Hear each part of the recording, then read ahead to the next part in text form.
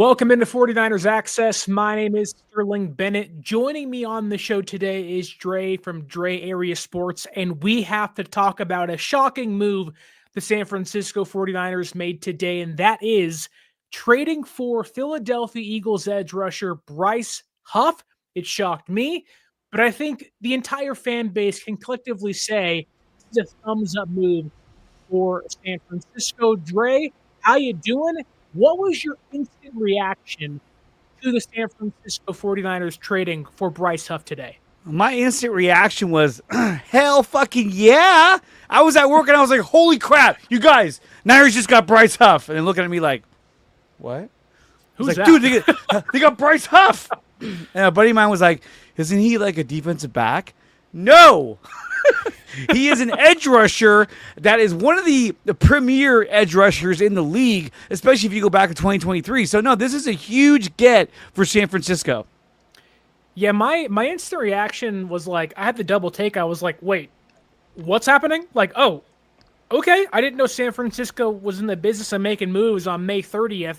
You re-signed Brock Purdy, you re-signed Fred Warner, you re-signed George Kittle, and now I guess one true day into the OTAs, you go and get what is probably one of the better edge rushers on the market still, which is a massive get for them. Obviously, we'll dive into more of that here, but I want to let the viewers know to like, share, and subscribe to the show on the audio podcasting platforms. Give us that 5-star review, and let's push back on the narrative, Dre.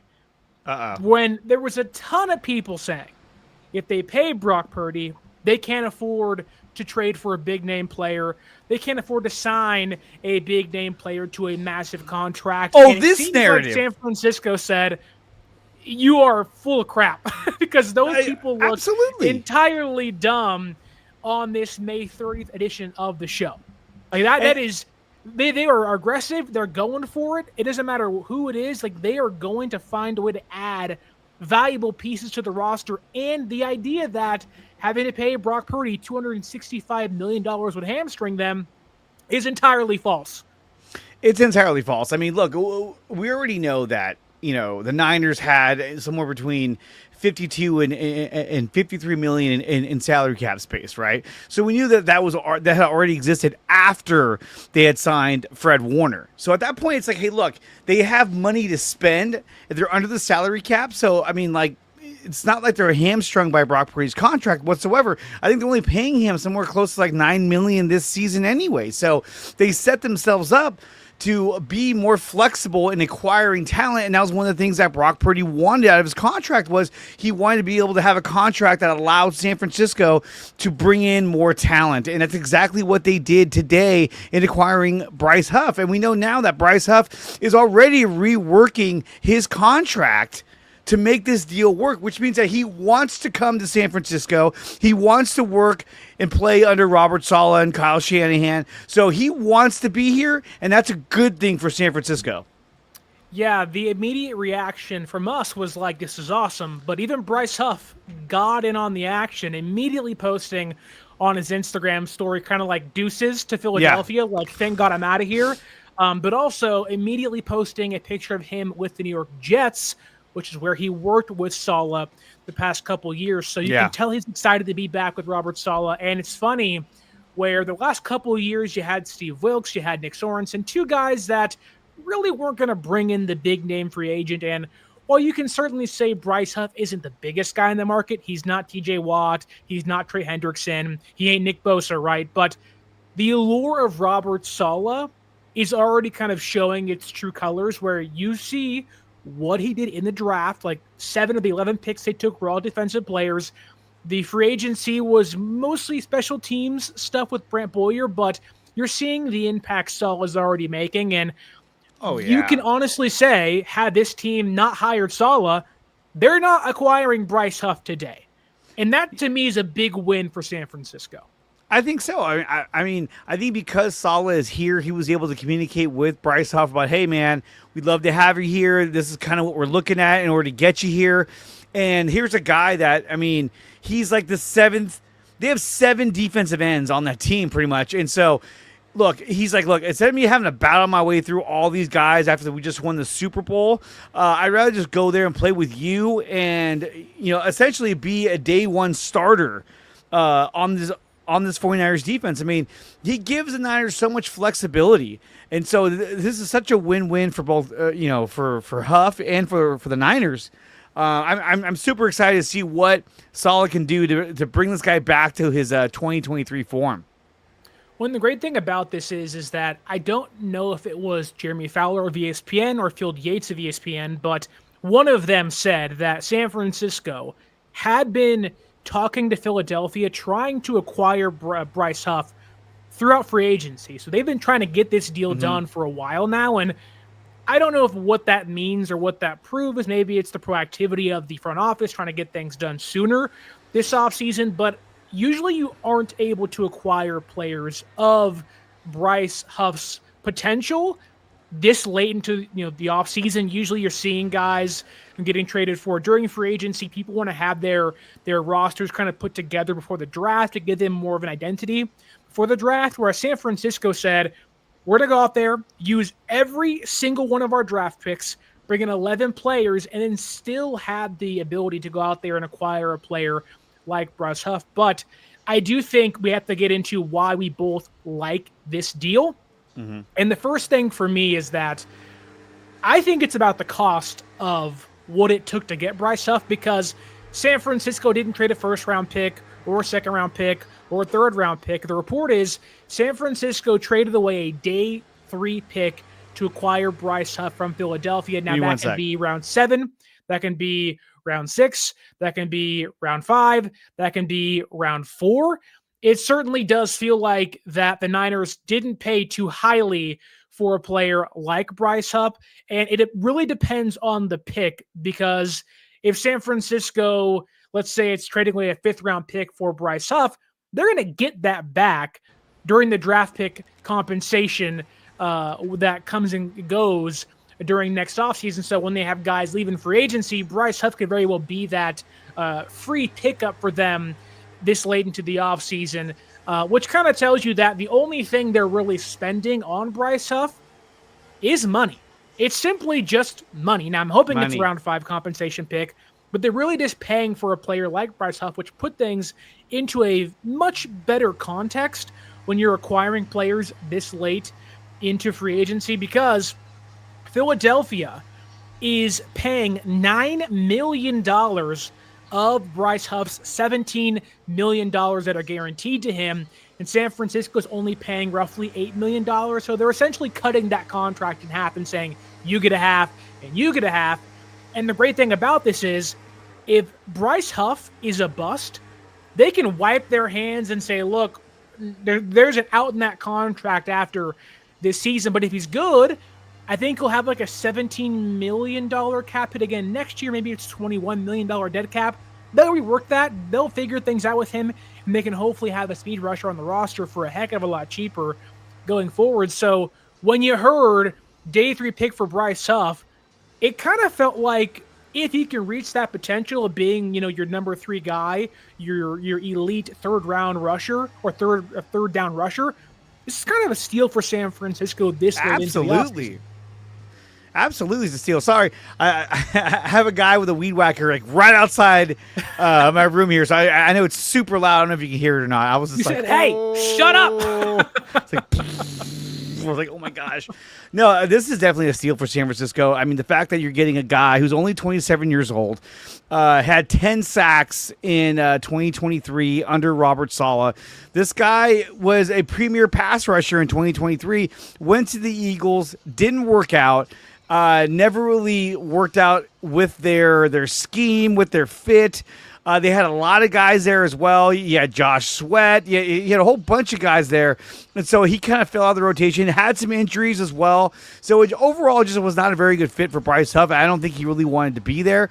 And so San Francisco, which I agree with you, have been in communication with the Eagles about this player, and they were able to get this deal done.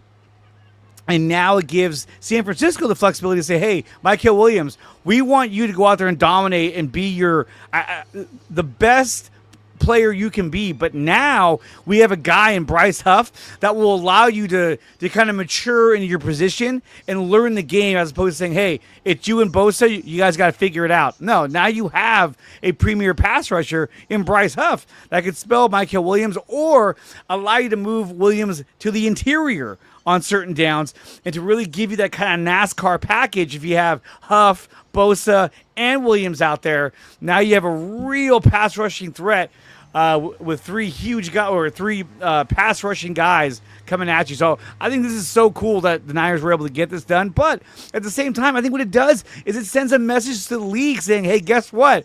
I know you thought we were kind of rebuilding. I know you thought we had a lot of holes on defense. Guess what? We just got Bryce Huff, and we're not done yet. I still think they're going to acquire more players. Not a whole lot more, but I still think they're looking to make a few more moves going into the next round of OTAs.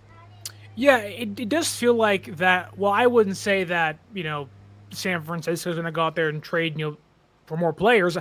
I do think it signifies that any inkling we got of a rebuild is false. And San Francisco does not view 2025 as a stepping stone season. They view this as an all-in type year. Now, all-in may look different than previous years, but I think if San Francisco, going back to the whole Brock Purdy conversation and contract stuff, I never got the thought that they were going to be complacent and say, yep, this is the roster. They've been moving pieces around. They released Mitch Wishnowsky a couple days ago.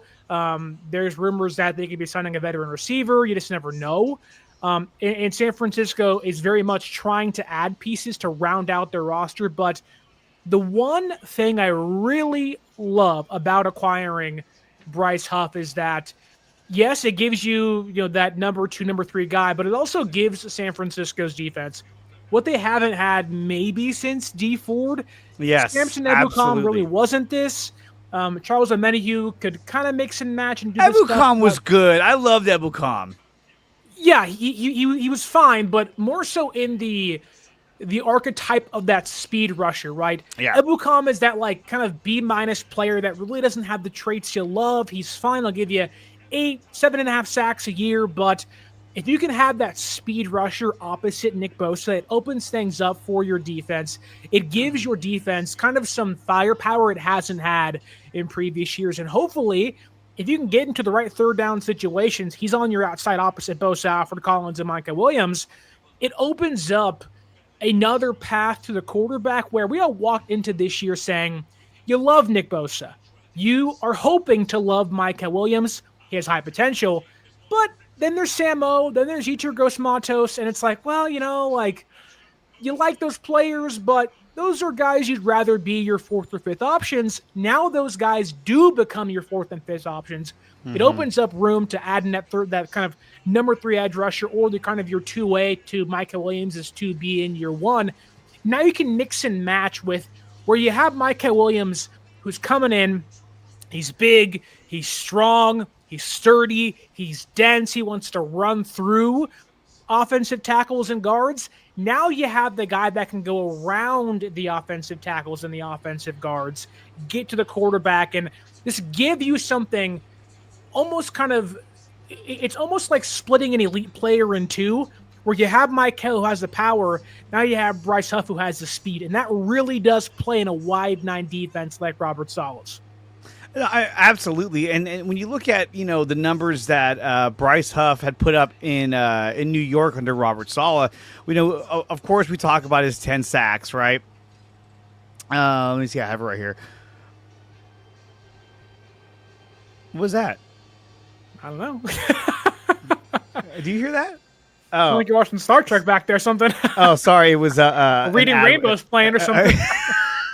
It was an ad playing on one of my screens. I was like, whoa, what the heck?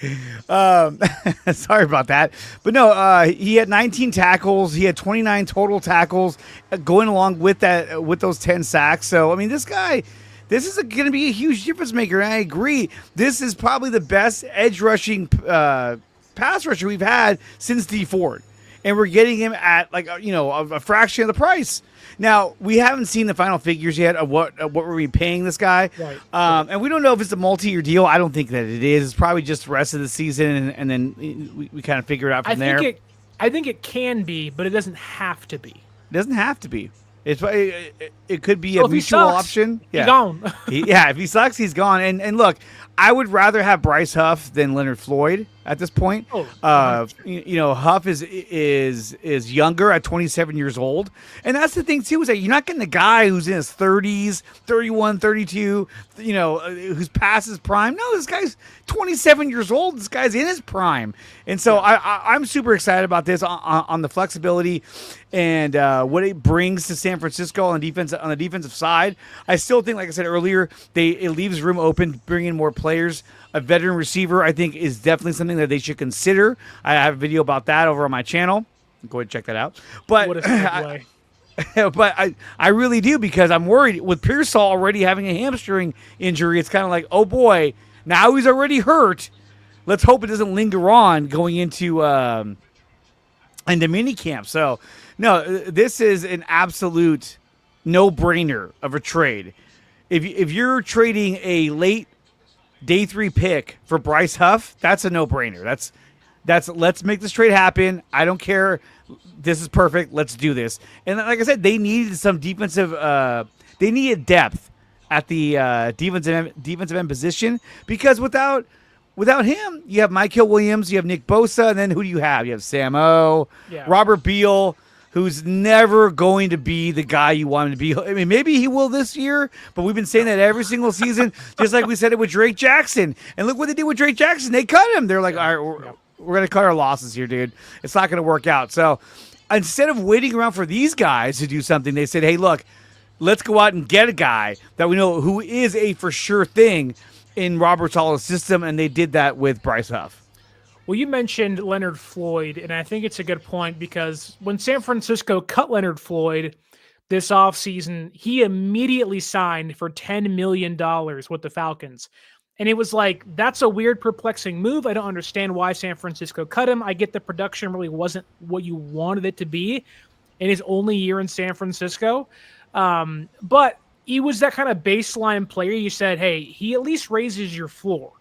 The difference is Bryce Huff, while there is a lower floor to him, there's a much higher ceiling for a player like Bryce Huff than Leonard Floyd, and they're getting him for $2 million cheaper. So you are, in a way, getting a cheaper, higher ceiling, albeit lower floor player compared to Leonard Floyd. And on top of that, I was thinking about this, kind of in the context of the NFL draft, right?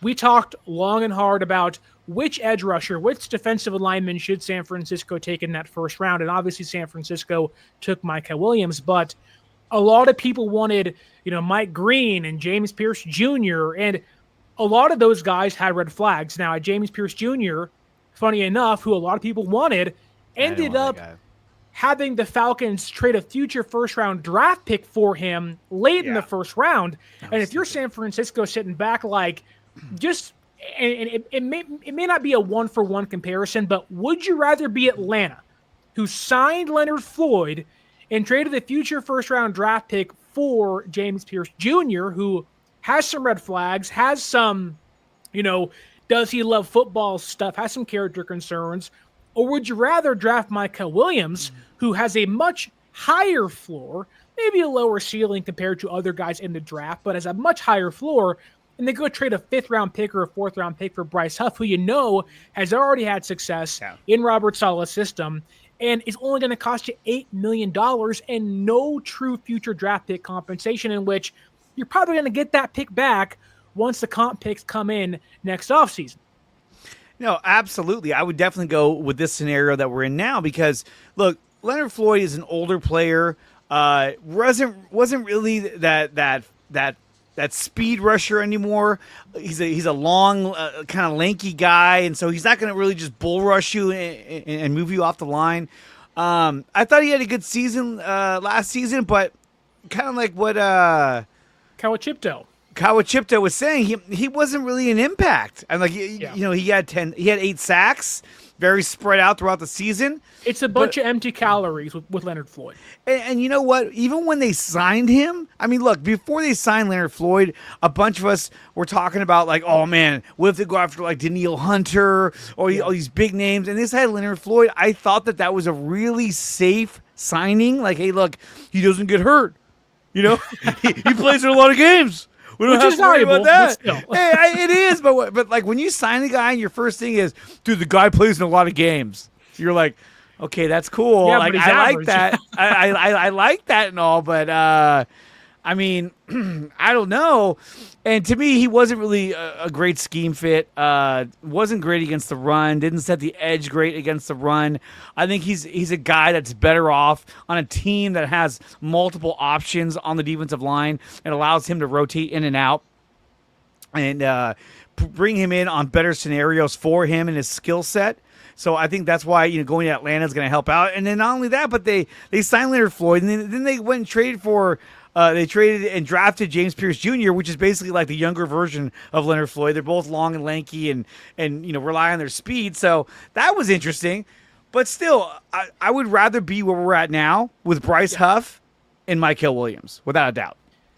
Yeah, I think it's a good transition because Bobo, who is always the center point of negativity on our channel, says, and look, we love Bobo so much, but they said he did nothing, that meaning Bryce Huff, for Philadelphia last year. And I think a lot of people need to know this, that Bryce Huff is not going to be an every down player for you.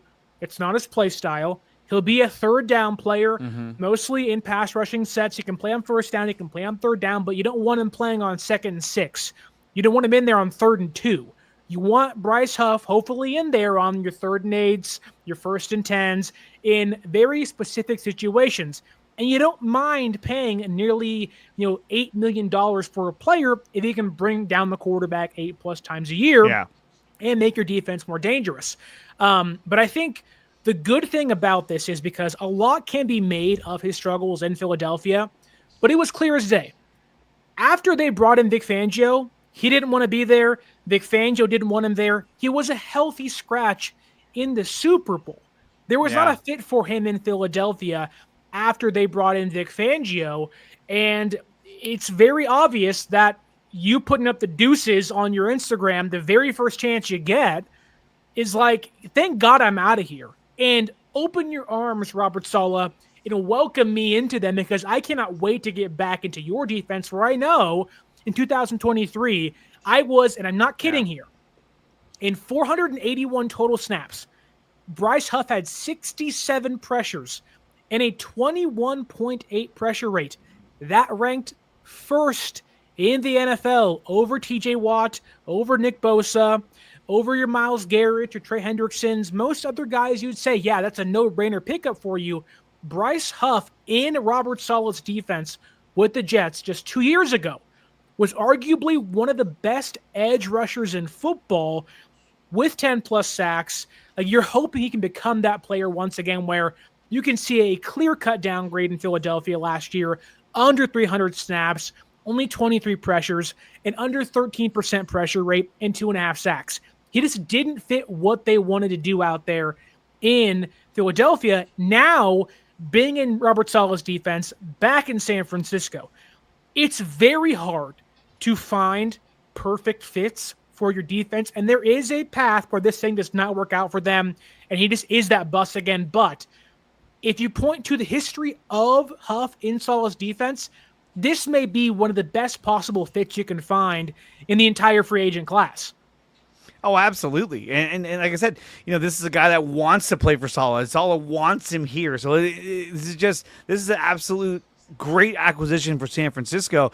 And to kind of touch on what Benali was saying, about the whole Joey Bosa thing, I was for Bosa as long as it wasn't $10 million. It had to be, somewhat reasonable, a hometown discount for a guy who's relatively hurt every single season. He's hurt right now. His calf is hurt. I'm like, oh my God, this guy.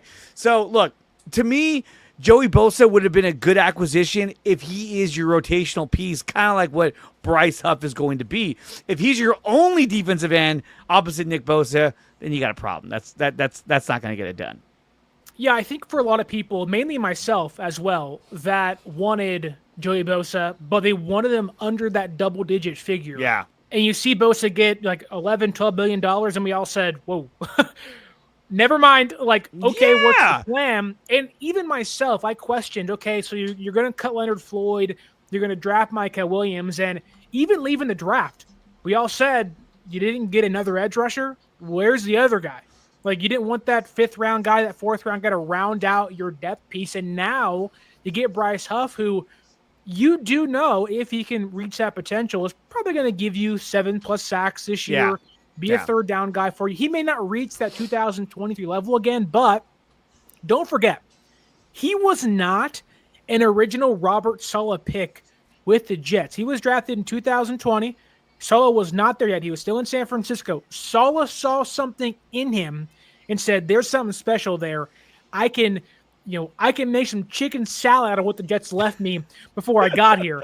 And I think a lot of Niner fans, like, overwhelmingly, they've been pretty positive about the move. But I think one of the most important pieces of having the Bryce Huff conversation is the impact he will have on a player like Micah Williams. You kind of already hit at it earlier, Dre, when you said they can now move Micah Williams inside on 3rd downs, which we already assumed was the thought process. He was one of the few 3-down players of the edge rushing class. Now you have even more reason to move him inside, where you can have Samo out there, you can have Yetur Gross-Matos, and you can say, yeah, that's cool and all, but now you add in Bryce Huff, it makes that group much more dangerous. The NASCAR package becomes a weapon again for Robert Saleh's defense. And if you look at how many 3rd down snaps Huff played with the Jets in 2023, his near 70 pressure season, he played 82% of the Jets' 3rd down snaps in 2023. That's when he had, near 22% pressure rate, but he almost never plays at a 30% clip on early downs. So you very much, while you're not getting an A-plus player, you're more so getting I guess you can say, a more complete puzzle. You're getting more pieces to your puzzle. You're getting a clearer picture as to how San Francisco's defensive line is going to work, and it becomes more dangerous, it becomes nasty, and you now have roughly 3 guys at edge and on the interior on almost any given down play that can get to the quarterback at a pretty consistent basis, which you didn't really have at all coming into the year and didn't have it all last year whatsoever. Look at the super chat. I see it. Who is this? Who is Errol Flynn? Who is that? Here, I got him right here. I just shared screen. Tommy. Right, I know you got the overlay, but there he is. Oh, my goodness. I mean, hey, that's a handsome man, Tommy. That's a good-looking guy. No. That's a handsome man. Woo. I like it. It is my 1-year wedding anniversary tomorrow. I'm going to pull up on my wife saying, hey, Tommy said I look like Errol Flynn. What do you think about that, babe? And she's going to say, get the hell out of my face. We're getting a divorce now. Thank you, Tommy, for the super chat, though. I really appreciate it. Awesome. Absolutely awesome. But no, I was stuck on Errol Flynn. Like we've been saying this whole time, this is only going to benefit San Francisco. I mean, obviously, look, there's a health issue, making sure everyone stays healthy, obviously. But as long as that is in play, dude, this is great. And like Joey Bosa, he's going to get almost $15 million. When I saw that, I was like, that's it. Go. No, thank you. I don't want you for that much money. I'm surprised the Bills paid that much money. They were like, oh, we just want to get a pass rush in here and help Josh Allen win a Super Bowl. The Bills are spending like San Francisco was doing during 2022 and 2023. I see a hand. Who is that? Yeah, that's my son. Okay. He said, I like Bryce Huff a lot. Yeah, he's like, I want Bryce Huff. No, I advocate. Absolutely. No, this is a great move for San Francisco, and it again makes them more of a threat. They're more competitive now with him. I like it a lot. And some people were saying, they should go out and try and get like Justin Simmons or whatever. The problem is that you still got Jair Brown, you still got Malik Mustafa, who's going to be there, and so. I think the idea is that, like, do we get one of these guys and then kind of block the other if they outplay them? Who knows? But at least it provides competition, because everyone keeps saying, well, Jason Pinnock, he's going to be the safety while Mustafa's out. It's like, is that really the option you want to go with? Or are you saying, you know what, let's get in Justin Simmons and let's just figure things out once Mustafa comes back? Well, that's actually a good point because it furthers why this move makes a lot of sense is that it doesn't block anybody from producing. Where you and look, I do think Jason Pinnock will be this team's safety at a certain point this year. He got guaranteed money for a reason. But acquiring Bryce Huff does not block the progression that Micah Williams can make in year one. I think you're going to say Malik Mustafa. I was like, what? No. It shouldn't affect his position. Yeah, like getting Bryce Huff in the room should actually only further Michael's production. You had Nick Bosa, and the good thing about this is now they can become more patient with Michael. If Michael's not ready to be a third down edge rusher, great. He never has to be now, or only on certain plays he has to be. Where now if he's maybe kind of slowly coming along and is having a hard time, like he said himself, he has to develop that pass rush plan. If that's not working for him, he becomes that base down player. He can move to the inside, move some guards around, and free up space for Bryce Huff, where I think about this in Saleh's system. You want to utilize stunts now? You got two guys on the outside that can do that at a consistent basis, Bosa and Huff. Well, you have Michael and Alfred Collins and company on the inside just moving guards around and eating up space with those long arms they have. Well, and on top of that, it's like, now you're not forcing Michael to be like, okay, it's third down. You got to make an impact now. You got Bryce Huff to back him up. And then when you look at Bryce Huff's numbers, he was in 80, like you said earlier, he was at 82% of their third down snaps, which means that 82% of the time, the other team was throwing the football on third down because they had the number 3 ranked defense in the league back in 2023. So they were dominating, and it wasn't just because of Bryce Huff, but he was a major factor in why they had that third ranked defense in the league. So it goes to show you that when he's in the right situation, in the right scheme fit, he can make a major impact on the pass rush. And so let's hope that it'll stay true when he comes to San Francisco, and you're going to see him a lot on third down, where it's going to be third and long or third and, what do they call it? A short long, where it's like 3rd and 6. But I would love to see the Niners in a lot more third and longs when they're on defense, as opposed to last season where, it was just first down, second down, first down. Which just couldn't stop anybody. Which was one of the kind of through lines, one of the main takeaways of their draft class was we got to find good run defenders, Alfred Collins, CJ West, Micah Williams, because we want to get teams into third and long. We want to make sure opposing offenses don't get third and short against us and have these elongated drives to wear our defense down. If you can create that stout front seven that can stop opposing offenses on first and second down and force teams into third and long, in a way, now you have the cleaner in Bryce Huff, accompanied by Nick Bosa and other guys out there, where this defense, which was maybe had some questions and certainly still does, but the picture becomes much more clearer. And one of the holes they had, it really isn't a hole anymore. Now, I think Tommy Huxley here in the comments on YouTube has a pretty good point. Stop the run and have some fun.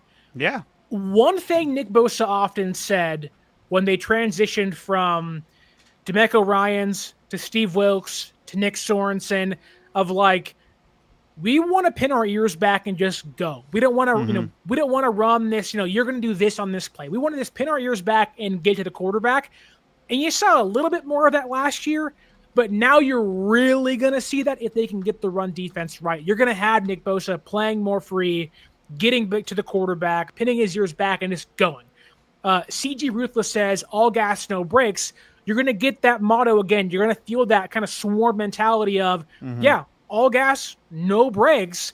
We're getting to the quarterback on third down, which was a major kind of a major kind of standout for those 2019, 2021, and 2022 defenses. Let me say this. When you look back at like the 2019 Niners, who had that awesome defensive line, right?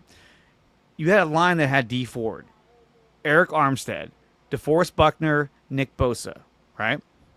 So now, fast forward to this coming season, you have the possibility of having Bryce Huff, Micah Williams, Alfred Collins, Nick Bosa. Those bodies are similar in length, height, dimensions. So Are we going to get that type of pass rush that we had that year where it was basically like as soon as they dropped back, they were just inhaled by our defensive line? I think we will. I think we're going to see a huge improvement on the pass rush, especially if we go to that kind of formation. But when you look at the guys they brought in, CJ West, Alfred Collins, guys who can help, like you were saying, help stop the run. And then you still got guys like Jordan Elliott. You still got Evan Anderson. My question is that by bringing in a Bryce Huff, does this spell the end for one of the Niners' defensive linemen because you can only carry so many? And if it's me, I would imagine somebody like Beal. This is it. Yeah, it'll be interesting to see because Sala wasn't part of the team when they drafted Beal. He really hasn't found his footing at all. You can kind of put in maybe the comparison of, Bryce Huff becomes what you wanted Drake Jackson to be for you, the speed, the hyper speed guy for you on the opposite side. Beal to me doesn't really have a place on the roster. He's not really a good special teamer, doesn't really get many reps on defense. And just off top of my head here, you have Bosa, now Bryce Huff, you have Samo, you have Yetur Gross-Matos. I think Beal becomes your fifth edge rusher, which is not a bad place to be. No. Maybe you bring back Alex Barrett in some way. Like Beal to me, if that's your fifth guy, and maybe I'm forgetting somebody off the top of my head, but that's fine. Sala and even DeMeco Ryans were never scared to carry like 13 defensive linemen. I forgot Micah Williams. There you go. If Beal's your sixth edge rusher, that's even better.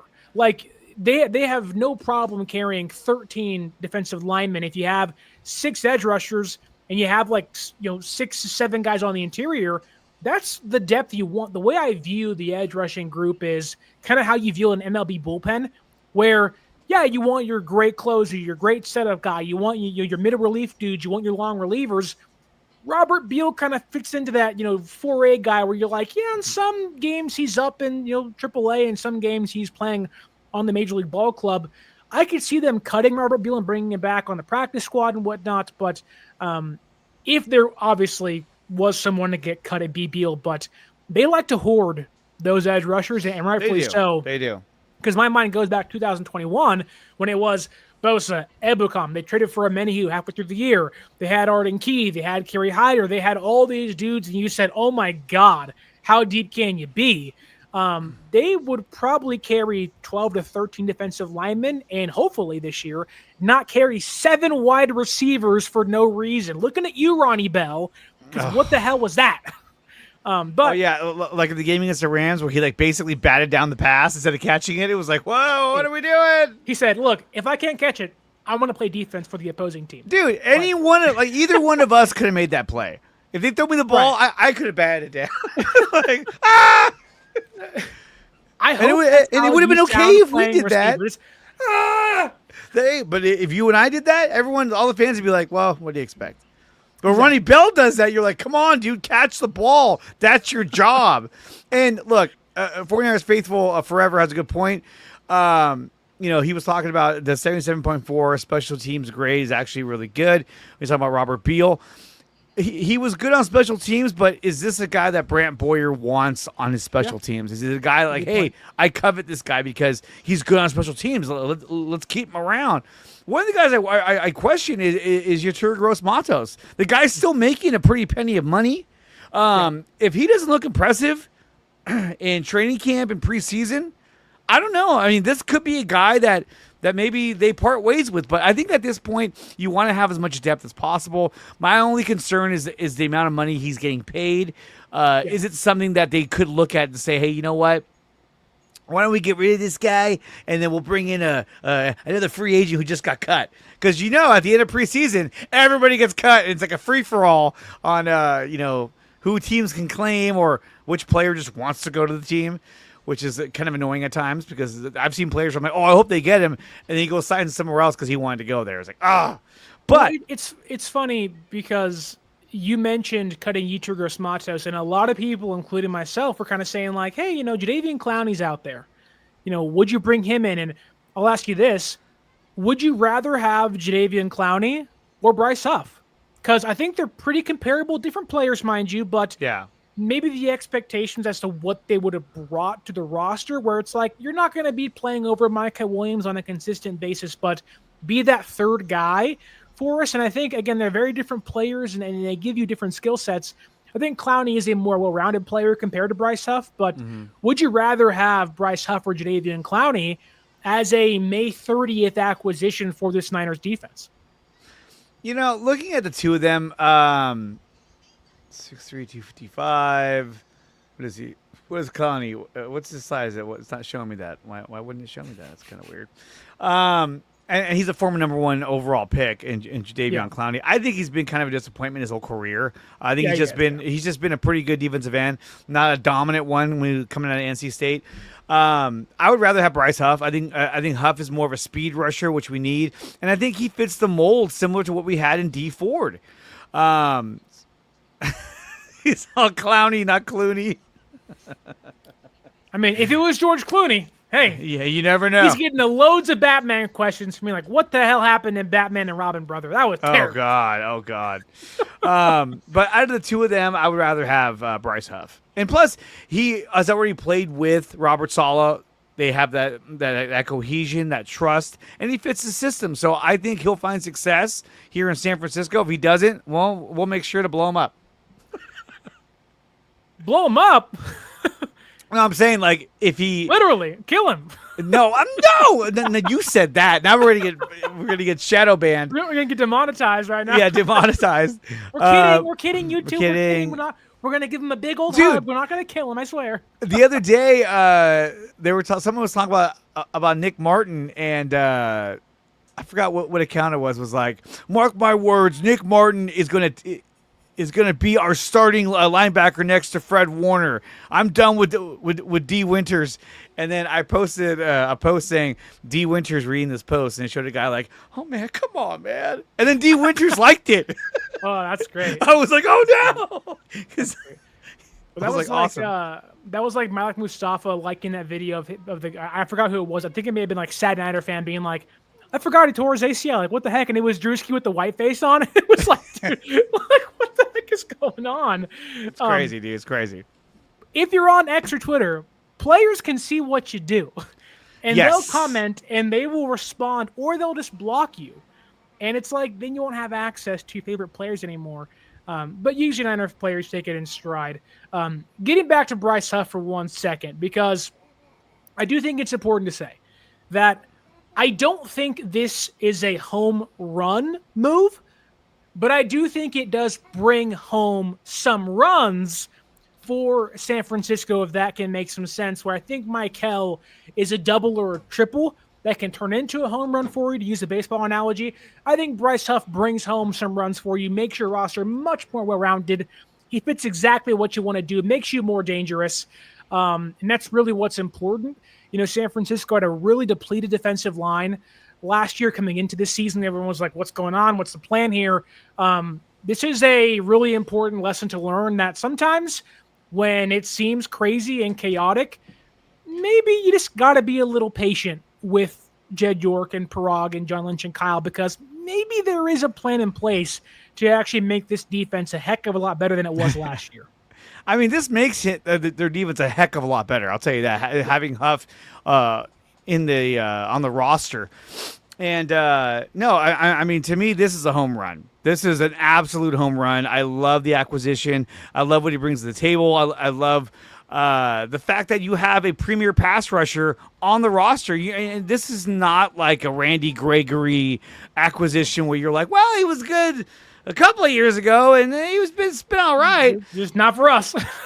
Exactly, and I also don't think this is like a Chase Young move. I think really this is like a move, like a D Ford move, where you got a guy who fits a certain role on your team. He's that speed rusher on third down, and I think he's going to make a huge difference. The problem with Chase Young, or I should say, one of the problems is that once what's his name. Once our other defensive end got hurt and he had to play almost every down, you could tell Colin Farrell. Yeah. when Cleveland Farrell went down, who was drafted like number 4 overall, like what? Once he went, the Raiders and Mike Mayock, what the hell? But once he went down, it was like, wait a minute. I could tell Chase Young isn't used to playing this many downs because you can see it on second down. He was just like, what am I doing? What am I doing? Get quarterback. Get quarterback. We're on first and second down against the Lions and Packers. He was like, I don't know how to play run defense. No, he was just like, the effort's not there. He gets tired. And I do think that this move, pairing Michael with Bryce Huff opposite Bosa, gives you like one player just kind of broken into two. Yeah. And it also hopefully saves Michael against the rookie wall. Because if you want to win this year, you want to be competitive and go maybe do a Super Bowl. I know it sounds far-fetched, but it could certainly happen. You got to have that guy healthy in the playoffs as your base down player. Absolutely. There is, before we go, one maybe drawback to this move, although I do think it is a very low-risk, high-reward move for San Francisco. Bryce Huff has really only had one truly good season. That was in 2023 with the Jets. He wasn't great the other 4 years, 3 of those being in New York, and then the other one being in Philadelphia last season. There is a chance he is a bust and this doesn't work out. But if anything, to me, Dre, he becomes a capable third down pass rushing specialist and at worst, another depth piece for them, which they already needed. And you don't mind paying $8 million for 1 year of you hope to become the best edge rusher opposite Nick Bosa since 2019. Yeah, absolutely. This is a game changer for move, in my opinion, and it makes the Niners that much better going into the 2025 season. I am so freaking excited to see this Niner team take the field in 2025. They're going to be far more competitive, more athletic, younger, faster. It's going to be great. And between Cleveland Farrell and Solomon Thomas, I think Solomon Thomas was the worst pick. They both stink. How about that? They both stink. They both stink. But with that said, you brought up you can't wait to watch this team play. And I'll tell you this, if you want to watch this team play live, you got to go to SeatGeek.com and use that promo code 49ers Access, 49 ERS ACC ESS at SeatGeek.com and save yourself $20 off your first purchase. Dre, if you could, tell us where we can find you on whether it's podcasting platforms or social media, and maybe even on YouTube.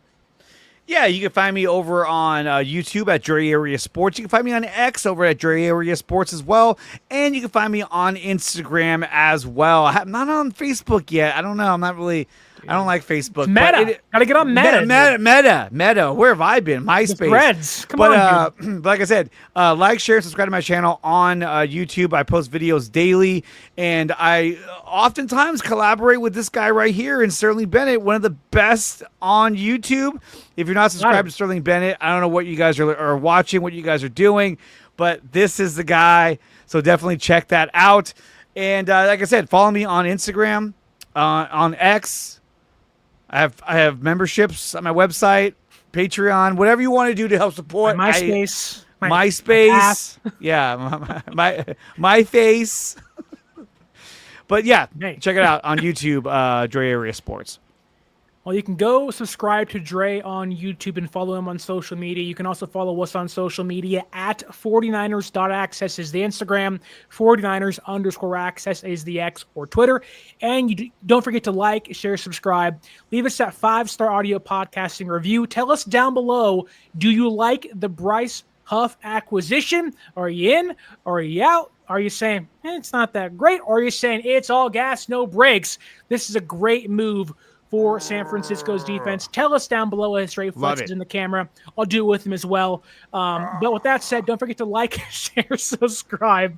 Leave the 5-star audio podcast review. Thank you to every single person in the YouTube chat. And until next time, my name is Sterling Bennett. This has been 49ers Access. And as always, stay faithful.